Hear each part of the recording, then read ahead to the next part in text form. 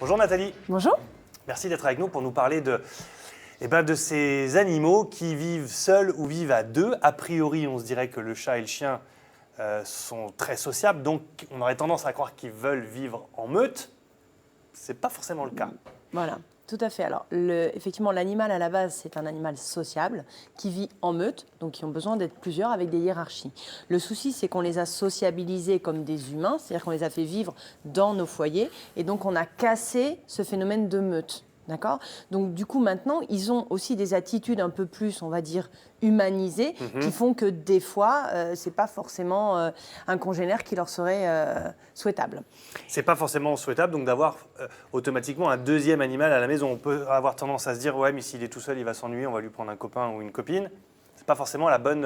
Il faut se poser certaines questions. Voilà. Pourquoi on veut le faire ? Alors, souvent, c'est une forme de déculpabilisation de se dire je vais prendre un autre animal, comme ça il s'ennuiera moins. Je ne suis pas là toute la journée, donc il sera mieux. Alors, c'est possible.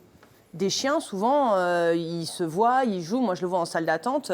Quand on a des chiens, des fois, ils sont très, très communicatifs. Ils vont aller vers les autres. Ils ont cet instinct d'aller s'amuser avec les autres. Ça, c'est bien. Et mais vous en avez coin. d'autres. Voilà, le chien qui est habitué à vivre dans le canapé, qui a plus une... Voilà, là, on voit des super photos qui passent. Alors là, en plus, c'est carrément la famille, hein, papa, maman et le petit.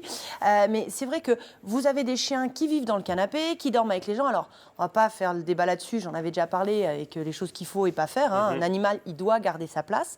Mais il y a des moments où on lui a donné une place tellement importante dans la hiérarchie que si on lui met un congénère, si on lui met un compagnon, il ne le verra pas comme un compagnon. Il le verra peut-être, lui, comme un chien, alors qu'il se considère un peu plus comme un humain. Comme un concurrent, presque. Alors, ça peut être comme un concurrent, comme un rival, comme quelqu'un d'inférieur, et donc, ça se passe très mal. Et du coup, il n'est pas content. Et quand voilà, il n'est pas content...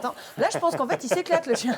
Non, ce qu'il faut savoir, c'est que quand on veut prendre un animal, il faut déjà se poser la question, est-ce que mon chien s'entend avec les autres animaux. Il y a des chiens qui n'aiment pas leurs congénères. Donc là, ce n'est pas la peine de faire du forcing, ça ne va pas le sociabiliser. Ce sont des types de chiens, des races de chiens spécifiques ou ce sont des personnalités des animaux, des chiens ? Alors c'est pareil, personnalité d'une race, c'est plutôt comment vous l'avez éduqué, c'est-à-dire personnalité de l'être humain, du maître. C'est-à-dire que selon comment vous avez éduqué votre chien, il va être plus ou moins sociable. Après, vous avez des races, les nordiques notamment, les huskies, les malamutes, qui ne vont pas aimer les autres races. Ça, c'est acté, c'est comme ça, parce qu'ils ne se considèrent pas de la même manière. Donc, ce n'est pas la peine d'associer un York avec un malamute, quoi. Ça ne va pas le faire. Donc, la première chose, se poser la question, est-ce que mon chien, quand il se balade, il est content de voir les autres, ou à chaque fois, il y a de l'agressivité, il n'est pas sociable, il n'est pas motivé pour ça. Dans ces cas-là, ce n'est pas la peine de le tenter, d'essayer. Il est très bien comme il est, vous prenez plus de temps. Il ne faut pas penser qu'on prend un chien pour se déculpabiliser, se dire comme ça, je prendrai moins de temps, moi. Ils seront à deux, c'est bien. Quand vous prenez un chien, quand on prend même un deuxième chien, il faut se poser la question, est-ce que j'ai le temps ? Parce que souvent, les gens, ils ont deux chiens, ils les laissent dans le jardin, ils disent, ils sont ensemble, c'est bon. Non. Les premières années, les premiers, je dirais 8 mois, il y a une sociabilisation à faire qui est indispensable, même quand ils sont deux. Il faut les sortir. Sinon, on va avoir des problèmes de sociabilisation, de comportement. La photo nous montre et nous amène à cette question. Est-ce qu'on peut se dire qu'un chien et un chat peuvent fonctionner ensemble ? Là, ce sont deux bébés, donc pour le moment, tout va bien. Quand ils sont plus grands, est-ce qu'on peut faire cohabiter un chat et un chien sous le même toit, sachant qu'ils ne sont pas arrivés forcément au même moment ? Oui. Oui. Ce qu'il faut, c'est toujours, quand on prend un chien et un chat, il faut que le chat, il ait son territoire, il ait un moyen de repli. Ou en hauteur, les meubles, alors sachant que quand il est petit, il faut déjà y arriver. Ou sinon, quand on a beaucoup dans les Amiénoises, des étages. Eh ben, le chien, il a sa vie en bas. Le chat, il doit pouvoir, on met une barrière enfant dans l'escalier, il doit pouvoir avoir une solution de repli. Si ça se passe comme ça, s'il y a une solution de repli, ils peuvent très bien cohabiter et petit à petit s'apprécier. Après, ce qu'il faut savoir aussi, c'est quand on met des chiens ou des chiens et chats ensemble, voilà, une solution de repli peut se cacher derrière le canapé qu'il a défoncé. C'est pas mal. Il faut vous dire que des fois, les gens me disent, moi, oh, mais ils ne peuvent pas se voir. Vous emmenez un nouveau compagnon, il y a forcément toujours un petit côté jalousie au départ, surtout vis-à-vis des maîtres. C'est-à-dire qu'en dehors de votre présence, ils peuvent bien s'entendre, et en votre présence, pas bien s'entendre. Faire genre, toi, je t'aime pas, mais quand ils sont tous les deux, ils s'entendent bien. Et majoritairement, ça se passe bien. C'est un peu comme les enfants. Voilà. Ce qu'il faut savoir aussi, c'est que quand vous avez un chien, même un chien de chasse, il peut aimer son chat et pas aimer les autres chats. Ah oui. Il y a beaucoup de gens qui me disent, ouais, alors, les chats, il ne peut pas les voir. Les autres, c'est souvent des chats extérieurs qui passent sur son territoire. Le chien, c'est quand même gardien, donc du coup, quand il passe, pour lui, c'est une agressivité, il le chasse. Son propre chat, il va le voir différemment. Est-ce qu'on peut se dire que On avait trouvé des super. Celle-là, elle est géniale, oui. Ah ouais. Si on a... Là, ils cohabitent bien, en tout cas. Ce qu'il faut se dire, c'est que 2 animaux, c'est 2 fois plus de bêtises, hein, quand même. Des fois, ça surenchérit. Si on a un problème avec un chien, par exemple, qui est mal éduqué, qui est agressif, qui est trop gentil, qui est trop mou, qui est trop... Hein, est-ce qu'on peut se dire on va en prendre un deuxième et que le deuxième va servir un peu de lièvre pour rééduquer le premier?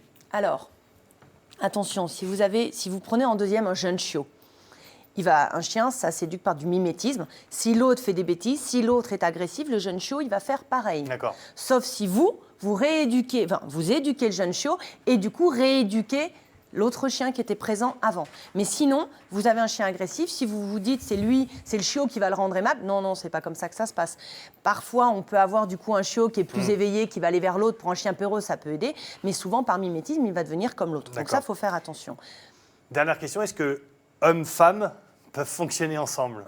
Mâle-femelle. Oui, c'est un homme, c'est pareil.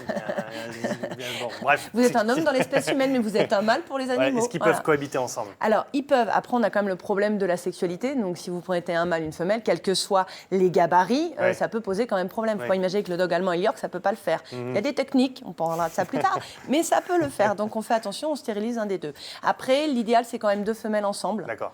2 mâles ensemble, il y a quand même toujours un problème de hiérarchie, donc attention, stérilisation souvent. Et ce qu'il faut toujours savoir quand même, c'est que quand on prend plusieurs animaux, il y a toujours, dans cette espèce de sociabilisation, de phénomène de meute, il doit y avoir ce qu'on appelle un alpha, un chef. Et le chef, c'est vous. Ce n'est pas les chiens, un qui doit dominer l'autre, c'est vous qui devez mettre le holà à chaque fois. Et c'est comme avec les enfants, on ne punit pas l'un par rapport à l'autre, sinon dès qu'il est tout seul, celui qui est à l'origine de la punition, il va se prendre une raclée. Il faut toujours être juste. On punit tout le monde, on sépare tout le monde. On ne prend pas parti pour l'un ou pour l'autre en disant il est plus vieux, il est plus tout ça. Très bien, merci beaucoup. On peut 2 secondes, non, très vite. Vous débrouillez avec le script après. Voilà, que je remercie beaucoup de sa gentillesse. Quand vous avez un animal qui est décédé et qu'il vous en reste entre guillemets un à la maison, souvent ce qui se passe, c'est pas l'absence de l'autre qui pose problème, c'est le fait qu'il n'y en ait plus un.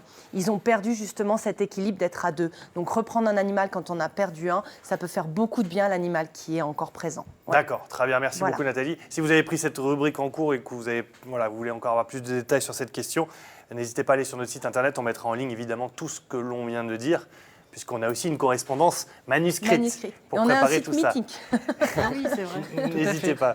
Allez, quelques photos peut-être avant d'aller voir Gontran. Je vous écoute parler. Alors, quelques photos d'animaux qui sont arrivés ou pas? D'animaux. Allez, j'ai vu la photo de Lionel. Lionel de Lyon. Lionel, ben oui, tout à fait. Le toutou tout de à chasse. fait, son chien Vasco qui a été pris en photo il y a quelques qui est content semaines. et qui vous écoute, qui vous écoute avec attention. Il se pose la question, vais-je avoir une copine ce soir? Voilà. Merci Lionel de nous avoir envoyé cette photo. Merci beaucoup.